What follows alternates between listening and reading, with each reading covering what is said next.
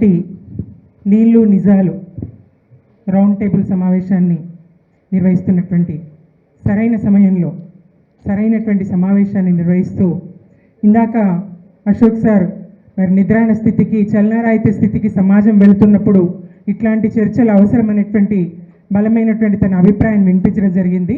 ఈ సందర్భంలో మరి ఇది చాలా అవసరమైనటువంటి చర్చగా భావిస్తూ తెలంగాణను జాగృతం చేస్తున్నటువంటి జాగృతి వ్యవస్థాపక అధ్యక్షురాలు ఈరోజైనా ఫేస్బుక్ మెమరీలో వచ్చింది. ఉత్తమ పార్లమెంటేరియన్గా అవార్డు అందుకున్నారు గతంలో.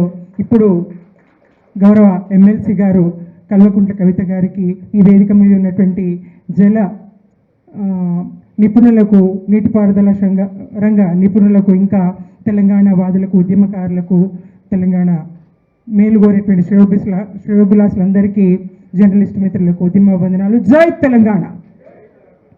ఉమ్మడి నిజామాబాద్ జిల్లా విషయానికి వస్తే ప్రధానంగా అక్కడ మరి హైదరాబాద్ రాష్ట్రంలో 1953లో ప్రతిపాదించబడినటువంటి శ్రీరామ్ సాగర్ ప్రాజెక్ట్ ప్రధానంగా అది 63-64 నాటి తొలి ప్రధాని పండిత జవహర్లాల్ నెహ్రూ గారి చేతుల మీదుగా ప్రారంభం కావడం జరిగింది. ఆయన ఆధునిక దేవాలయాలుగా ఆనకట్టలను అభివర్ణించారు. అదే మరి మన తెలంగాణ తొలి ముఖ్యమంత్రి మాన్య కేసీఆర్ గారు ఆచరించి చూపించారు. నీళ్లు, నిధులు, నియామకాలు అనేటువంటి ప్రధానమైనటువంటి 3 డిమాండ్లతో సాగినటువంటి ఉద్యమంలో ప్రధానమైనటువంటి మరి ఈ ప్రభుత్వం రేవంత్ రెడ్డి సర్కార్కు నిధుల సద్వినియోగం తెలియదు. 1,40,000 కోట్ల అప్పు తీసుకొచ్చి ఆ నిధులను ఏం చేసిండో, ఏ గంగపాలు చేసిండో తెలియదు. గంగపాలు చేసినా పంట పొలాలకు అందుతుండే, ఏం చేసిండో తెలియదు. అలాగే నియామకాల విషయానికి వస్తే మరి నేను టీఎస్పీఎస్సీ మాజీ సభ్యురాలుగా చెప్తున్నాను. డిసెంబర్ 9 నుంచి డిసెంబర్ 9 వరకు ఏడాది కాలంలో 2 లక్షల ఉద్యోగాల్ని భర్తీ చేస్తానని చెప్పి అది నీటి మాటగా ఒట్టి మాటగా చేసేసిండు. ఎలాంటి నియామక ప్రక్రియ కూడా జరగలేదు. అలాగే మరి నీళ్ళ విషయానికి వస్తే మరి 14, 15, 16, 17 సంవత్సరాల్లో కనుక చూస్తే ఇదే శ్రీరామ్ సాగర్ ప్రాజెక్టు నాటి పోచంపాడు, మనం ఇప్పుడు పిలుచుకున్నటువంటి శ్రీరామ్ సాగర్ ప్రాజెక్టు అక్కడ ఒక క్రీడా మైదానంగా మారి అక్కడ ఆ జలాశయంలో మరి క్రికెట్లు ఆడుకున్నారు, బంతులు ఆడుకున్నారు యువకులు. అట్లా ఎండిపోయిన స్థితిని మరి కాళేశ్వరం జలాలతో దాన్ని నింపి మరి ప్రాంతాన్ని సస్యశ్యామలం చేసేట్టుగా నిజామాబాద్ను మరి మన కేసీఆర్ గారు చేసినటువంటి కృషి కాళేశ్వరం జలాలతో మరి అటు వట్టిపోయినటువంటి శ్రీరామ్ సాగర్ను, అలాగే ఎలాంటి ప్రయోజనం లేకుండా ఉన్నటువంటి ఇక్కడ మనం పెట్టుకున్న ఫోటో మరి ఇందాక సార్ అన్నారు మరి టంకశాల అశోక్ గారు హిట్లర్ని కీర్తిస్తే ఏందో అని నాకు గుర్తొచ్చింది. కేసీఆర్ గారు మరి నిజాంను కీర్తించింది. ఇట్లా కేసీఆర్ నువ్వు ఎట్లా నిజాంను కీర్తిస్తావు అంటే 1000 సార్లు కీర్తిస్తా అని చెప్పారు. ఒక్కసారి కాదు 1000 సార్లు కీర్తిస్తా అని చెప్పారు. ఎందుకో ఇక్కడ మనం ఫోటో పెట్టుకున్నాం మీర్ ఆలి జంగార్ది, ఉస్మాన్ మీర్ ఆలి జంగార్ది. అక్కడ నిజాం సాగర్ నిర్మాణానికి, ఆలీసాగర్ నిర్మాణానికి జిల్లాలో వాళ్ళు చేసినటువంటి కృషి ఎంత గొప్పది. నిజాం సాగర్ ప్రాజెక్ట్ అంటే 1940లో నిజాం సాగర్ ప్రాజెక్ట్ని నాటి మరి అప్పుడు భారత స్వాతంత్ర పోరాట యోధులైనటువంటి నెహ్రూ గారు ఇంకా గాంధీ గారు సందర్శించారు. అంతేకాదు అది ప్రపంచ పర్యాటక స్థలాల్లో అగ్రభాగాన నిలిచినటువంటి పర్యాటక స్థలం నిజాం సాగర్. అట్లాగే ఆలీసాగర్ వేసవి విడిది కేంద్రంగా ఉండేది. ఎన్ని ప్రాజెక్టులు ఉన్నా అటు శ్రీరామ్ సాగర్, ఆలీసాగర్, ఇంకా కౌలాస్ ఎన్ని ఉన్నప్పటికీ జిల్లాలో మరి సమైక్య పాలనలో, దశాబ్దాల వలస పాలనలో ఆ ప్రాజెక్టులన్నీ వట్టిపోయి కాలువలన్నీ పూడికతో, మేటలతో ప్రజలకు జిల్లా ప్రజలకు సాగునీరు అందని పరిస్థితి. జిల్లాలో వ్యవసాయం మరి కూనరెల్లి జిల్లా ప్రజలు ముఖ్యంగా కామారెడ్డి, మాది జిల్లా విభజన జరిగిన తర్వాత మాది కామారెడ్డి జిల్లా రైతులైతే మరి వలసలు దుబాయ్ వలసలు పోయే పరిస్థితి. ఇక్కడ వ్యవసాయం మరి లేక, వ్యవసాయం సాగక కరువులతోని అల్లాడి దుబాయ్ వలసపోయే పరిస్థితి. కేసీఆర్ గారు చెప్పినట్టు బొంబాయి దుబాయ్ బొగ్గుబాయి బతుకులు అన్నట్టుగా అక్కడ కామారెడ్డి నిజామాబాద్ జిల్లాలో ప్రధానంగా దుబాయ్ వలసలు, ఇంటికొక్కరన్నా దుబాయ్ వెళ్ళేవాళ్ళు. అలా అక్కడ మహిళలు పని లేక, ఉపాధి లేక, వ్యవసాయ ఆధారిత పనులు లేక బీడీలు చుట్టి ఆరోగ్యాలు నాశనం చేసుకునేవారు. మరి అటువంటి సందర్భంలో జాగృతి వాళ్ళ సమస్యల మీద కూడా అప్పుడు పోరాటం చేసింది. నేను జాగృతిలో కూడా పనిచేసిన. బీడీ కార్మికుల సమస్యల మీద మొదటగా గొంతెత్తింది తెలంగాణ జాగృతి. జిల్లాల్లో అనేక సమావేశాలు, ఇట్లనే రౌండ్ టేబుల్ సమావేశాలు పెట్టి మరి సమస్యల పరిష్కారానికి అప్పుడు కృషి చేసింది.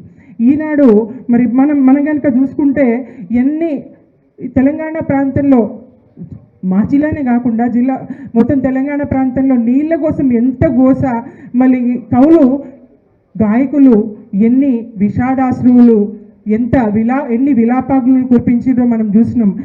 నీళ్ళ వనరు మరలించి నిధులన్నీ తరలించి, నీళ్ళ వనరు మళ్ళించి నిధులన్నీ తరలించి, తెలంగాణ బతుకుల్లో తెగమట్టి గొట్టిన ఆంధ్ర సర్కారుపై అసమాన పోరు చేసి ప్రత్యేక రాష్ట్రానికి ప్రాణమిచ్చిన మరులకు జోహారులు జోహారులు, అమరులకు జోహార్, వీరులకు జోహార్.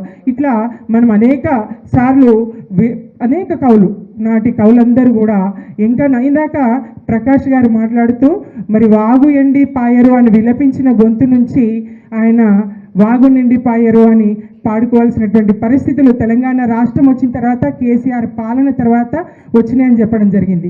వాగు నిండి పాయరు అని కాదు, కానీ తెలంగాణ ప్రకటన రాగానే ఆయన ఒక పాట, ఎదపైన దిగులు బండదొలిగి, ఎదపైన దిగులు బండదొలిగి,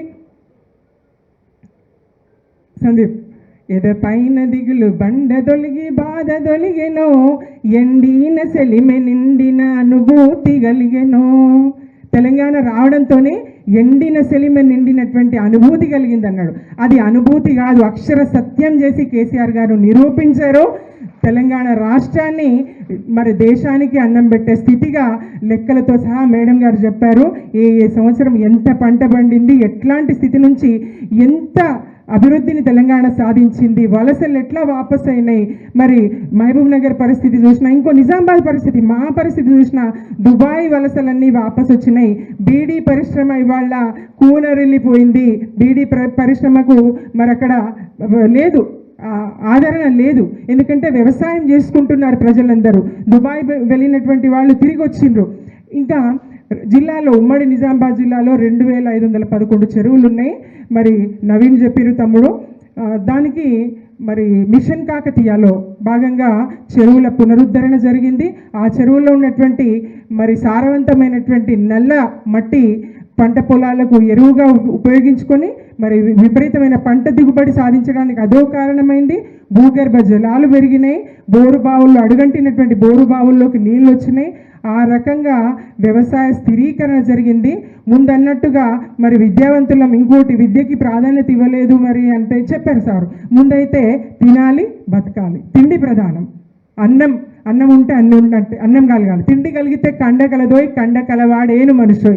ముందు మనుషులుగా తెలంగాణ ప్రజల్ని తీర్చిదిద్దుకోవాల్సినటువంటి అవసరం ఉన్నదని మరి ఆ దిశలో అహర్నిశలు పనిచేసి మరి నీటిపారుదరంగా నిపుణుల యొక్క అభిప్రాయాలను తీసుకొని వాళ్ళతో అనేక గంటలు చర్చించి ఏ ప్రాజెక్ట్ ఎక్కడ కట్టాలి, ఏ నిర్మాణం ఎక్కడ కట్టాలి అని చెప్పి ఆలోచన చేసి ఎండిపోయినటువంటి వట్టిపోయినటువంటి మా జిల్లా నిజాం సాగర్, ఒకప్పటి ప్రపంచ పర్యాటక క్షేత్రమైనటువంటి నిజాం సాగరు మరి ఏమాత్రము జిల్లాకు ప్రయోజనం లేనటువంటి శ్రీరామ్ సాగర్లను నింపి మరి దాని ద్వారా మా జిల్లాలో ఇంకా ప్రాజెక్టులకు కూడా, కొత్త ప్రాజెక్టులకు, అప్పటి ప్రాజెక్టులకే కాకుండా సిద్ధాపూర్ ప్రాజెక్ట్, ఇంకా నాగమడుగు ఎత్తిపోతలు, అలాగే ఇంకొన్ని అర్గుల్ రాజారాం ప్రాజెక్టు కూడా ఈ బీఆర్ఎస్ కేసీఆర్ గారి ప్రభుత్వ హయాంలో నిర్మాణం జరిగింది. మరి ఆ ప్రాజెక్టుల నిర్మాణం యథాతథంగా ఆపేసి మనం ఉన్నప్పుడు చేసినటువంటి పనులే, ఆ తర్వాత అతిగతి లేదు, పురోగతి లేదు.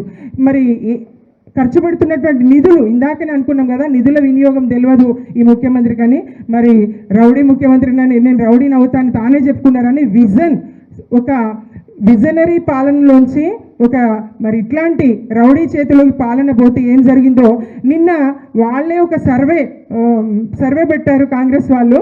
నాకు ఇచ్చిన అంశం జిల్లాదే అయినప్పటికీ ఇందాక మేడం గారు గుర్తు చేశారు కాబట్టి సోషల్ మీడియాలో వాళ్ళు ట్విట్టర్లో ఒక పోలింగ్ పెట్టారు. ఏది మీకు ఫామ్ హౌస్ పాలన కావాలన్నా ప్రజాపాలన కావాలన్నా, దానికి 73% ఫామ్ హౌస్ పాలన కావాలా. మీరు ఫామ్ హౌస్ అని బద్నాం చేస్తే, కేసీఆర్ గారిని బద్నాం చేయడానికి తెలంగాణను ఎండబెడితే ప్రజలు అర్థం చేసుకోరా? మీ కాంగ్రెస్ వాళ్ళు కూడా అనేక మంది ఆ ఖాతాలో ఉంటారు, వాళ్ళకు కూడా మీ పాలన ఇష్టం లేదు. మీ ఖాతాలో ఉండేది కాంగ్రెస్ వాళ్ళే ప్రధానంగా, వాళ్ళకే మీ పాలన ఇష్టం లేదు. మీరు చేస్తున్నట్టు తెలంగాణను ఎండబెట్టడం కాంగ్రెస్ వాళ్ళు కూడా అంగీకరించరు. ఈ పాలనను కాంగ్రెస్ కార్యకర్తలు, కాంగ్రెస్ నాయకులు కూడా ఇలాంటి పాలన అంగీకరించరని. అటువంటి ఫామ్ హౌస్ అంటే అది వ్యవసాయ క్షేత్రం, మీకులాగా వినోదాల క్షేత్రం కాదు అది. సరే థ్యాంక్ యూ ఈ అవకాశం ఇచ్చినందుకు ధన్యవాదాలు అక్క.